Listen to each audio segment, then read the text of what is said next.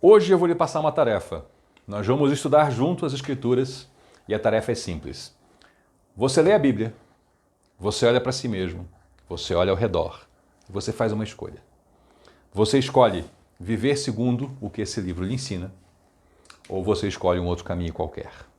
E você vai perceber que o nosso estudo de hoje tem tudo a ver com essa proposta. Olá, seja bem-vindo. Aqui nós estudamos a Bíblia. Estamos no Evangelho de Lucas, no capítulo 8.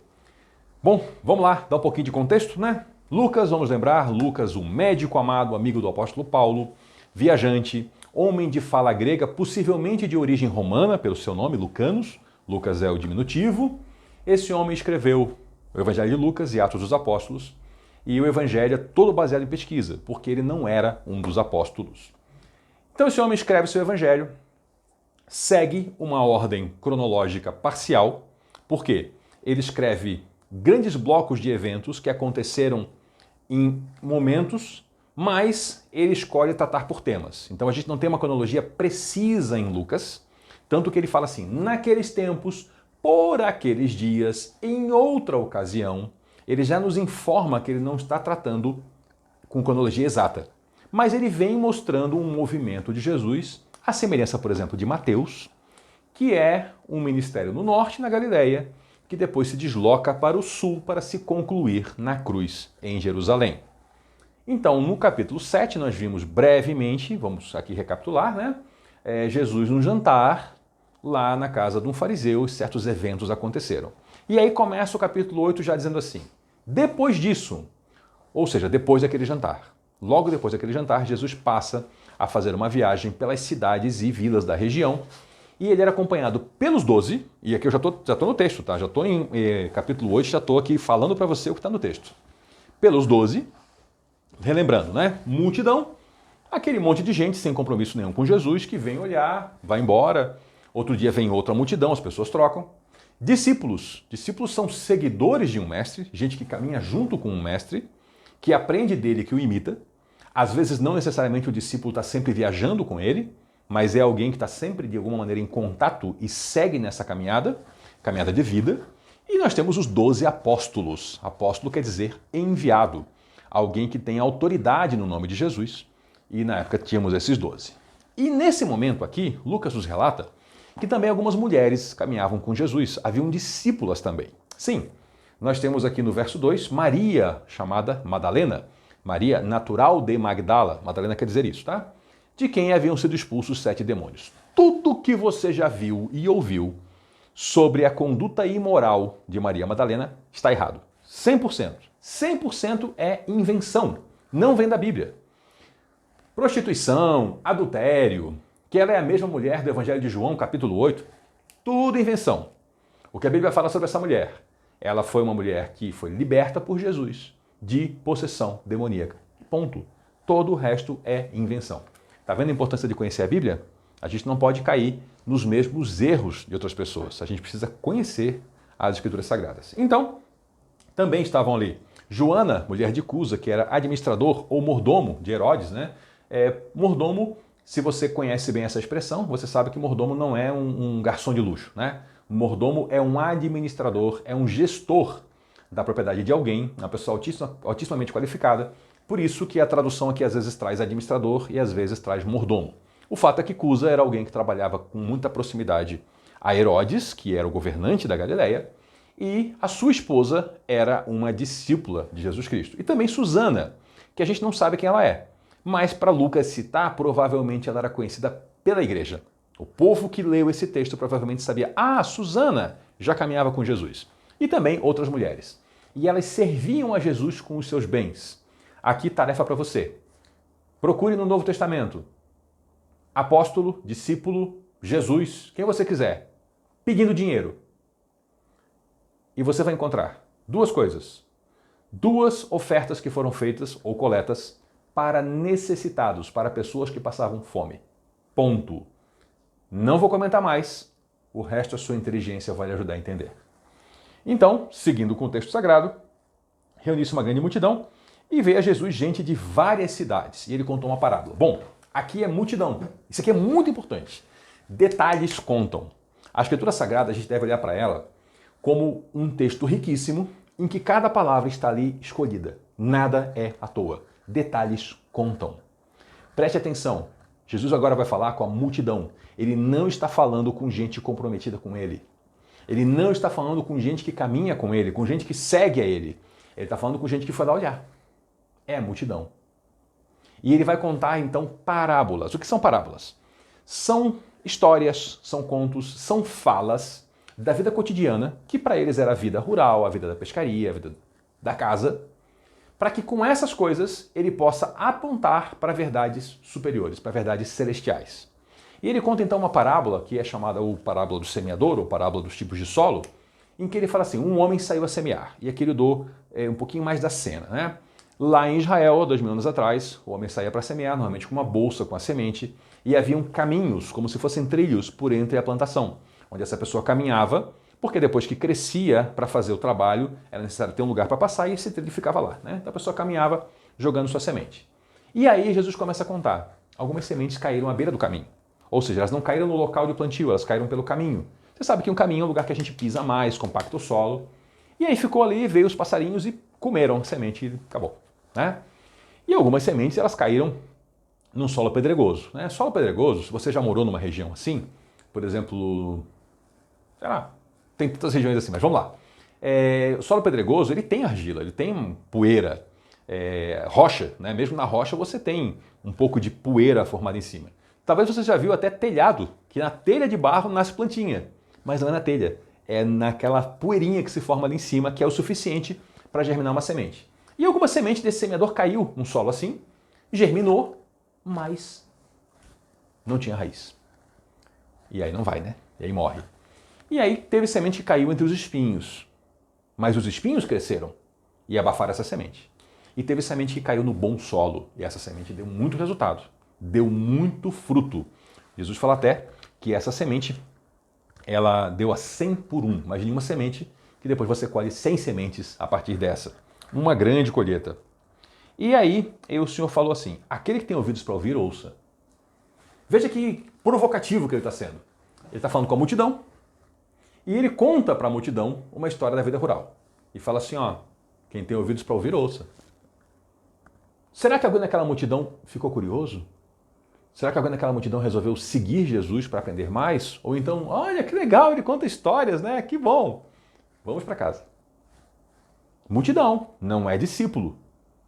E os discípulos o que fizeram? Bom, os discípulos ficaram com Jesus. E aí, eles perguntaram para ele o que significava a parábola. Veja que a multidão não perguntou. A multidão não quis explicação. Quem quis foi discípulo. Está vendo a diferença de você ser multidão e você ser discípulo? Discípulo caminha junto com o mestre. Discípulo conversa com o mestre. Discípulo ouve, fica curioso e pergunta mais. Discípulo tem diálogo, discípulo tem caminhada. E a multidão? A multidão vai para casa. A multidão segue a vida. A multidão ouviu uma história e foi embora. E o Senhor falou assim, olha, a vocês foi dado o conhecimento dos mistérios do reino de Deus, mas aos outros eu falo por parábolas. Viu? A você que é discípulo de Jesus, eu estou falando com você agora que está me vendo, a você foi dado o conhecimento do reino de Deus. Agora, se você é dos outros, você está só vendo parábolas. Você precisa caminhar com Jesus, ler a Bíblia, orar, praticar, para então ter o conhecimento do reino de Deus. Senão para você vai ser daquelas pessoas que vai citar fatos sobre a fé, mas de fato sem conhecê-los, porque você ouviu em algum evento, ouviu no rádio, na televisão, ouviu numa camiseta. Isso é multidão.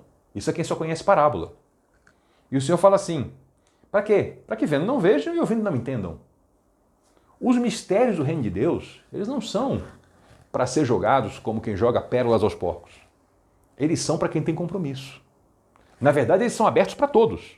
Mas é o nosso compromisso com Jesus que nos dá acesso ao conteúdo. Se você não tivesse parado agora o seu tempo para assistir esse vídeo e acompanhar a leitura da Bíblia, você não teria esse conhecimento. Está percebendo? É necessário algum esforço da nossa parte. E o Senhor fala assim, ó, esse é o significado da parábola. Preste atenção.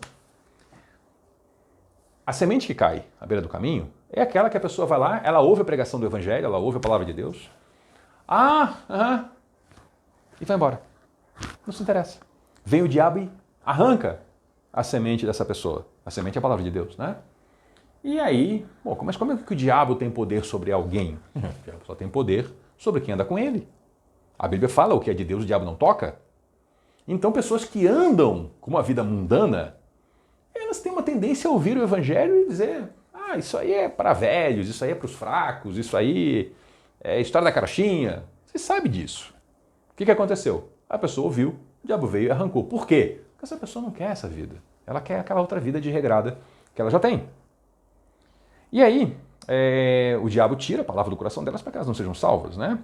Os que caíram sobre pedras são as pessoas que receberam a palavra com alegria quando ouvem. Elas ouvem, uau, que coisa linda! Só que elas não têm raiz. Elas crescem durante algum tempo, mas desistem na hora da aprovação.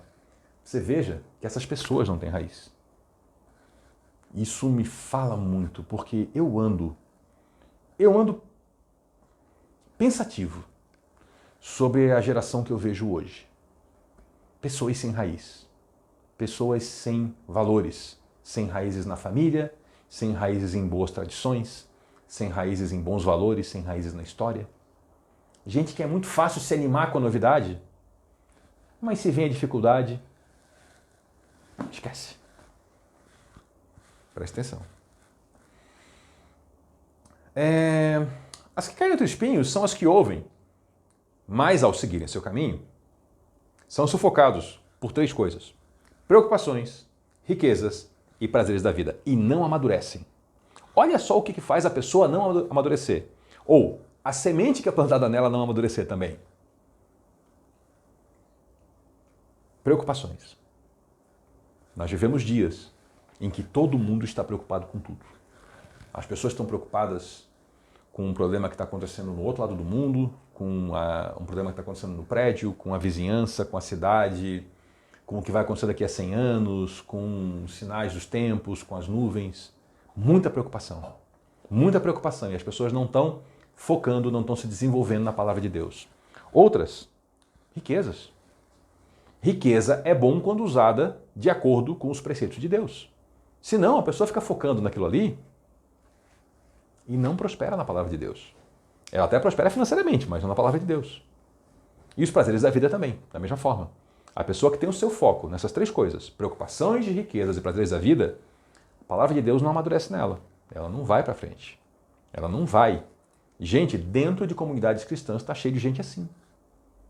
Que está lá, ouvindo a pregação do evangelho, participando dos ritos, talvez nasceu naquele meio, está envelhecendo naquele meio, mas a palavra de Deus nessa pessoa não cresce. Porque é preocupação, é o foco nas riquezas, o foco nos prazeres da vida, e a palavra de Deus, nada. Mas as que caíram em boa terra são os que com coração bom e generoso ouvem a palavra, a retêm e dão fruto com perseverança. Olha só. Ouvir a palavra. Primeira coisa.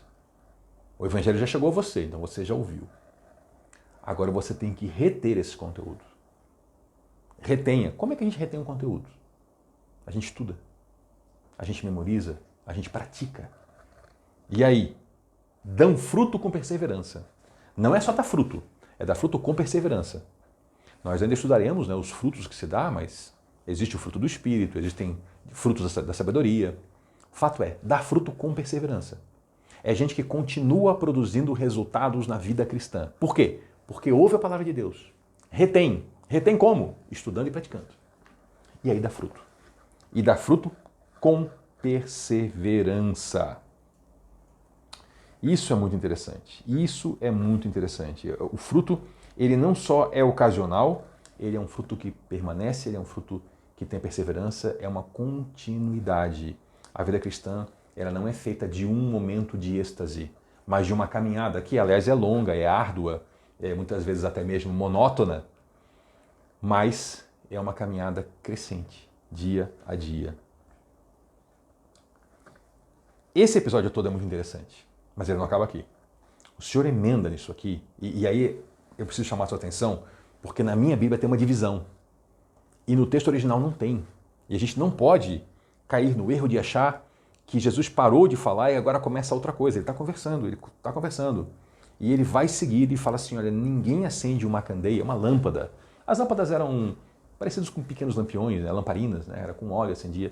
Ninguém acende uma dessa e esconde num jarro, coloca debaixo de uma cama. Não, coloca num lugar alto. Normalmente as casas tinham pequenos recessos na parede onde se colocava ali para iluminar a casa, para que todo mundo possa ver a luz.